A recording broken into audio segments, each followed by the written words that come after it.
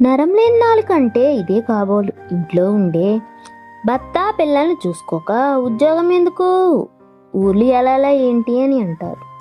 మరెందుకు సంపాదించే ఆడపిల్లలకి ఇచ్చే విలువ గృహిణికి ఎందుకు ఇవ్వరు మిత్రమా? కాస్త ఆలోచించండి. తాను ఇంట్లోనే ఉండి అందరినీ టైంకి ఇంటి నుంచి ఆఫీస్కి స్కూల్కి పంపిస్తుంది.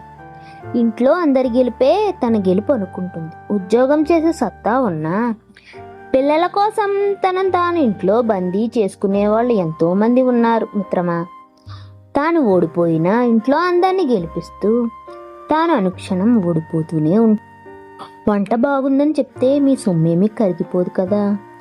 తనను మెచ్చుకున్నంత మాత్రాన మీ కొమ్ములే విరిగిపోవు కదా మిత్రమా. చిన్న గుర్తింపిస్తే చాలు, అదే తన జీవితానికి ఒక పెద్ద అవార్డు అనుకునే అల్ప సంతోషి గృహిణి మాత్రమే. మీకోసమే బ్రతికే ఆమెను చులకన చేస్తే మీరు ప్రపంచాన్ని గెలిచినా ఓడినట్లే కదా మిత్రమా. కాస్త ఆలోచించండి. ఏ కోడలు అత్త మీద పగతో అత్తారింట్లో అడుగు పెట్టదు. ముందు సౌమ్యంగానే ఉండేది, తర్వాత కంచులా మారతారని పెదవి విరుస్తారు. నిజంగానే అత్తగారి ప్రవర్తన మారాకే కోడలు మారుతుంది.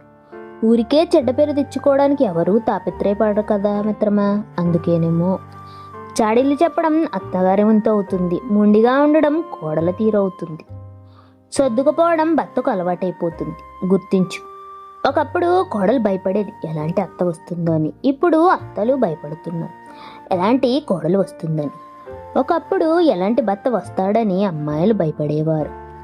ఇప్పుడు ఎలాంటి అమ్మాయి భార్యగా వస్తుందని అబ్బాయిలు భయపడుతున్నారు. ఇదే కర్మ అంటే కాదంటారా?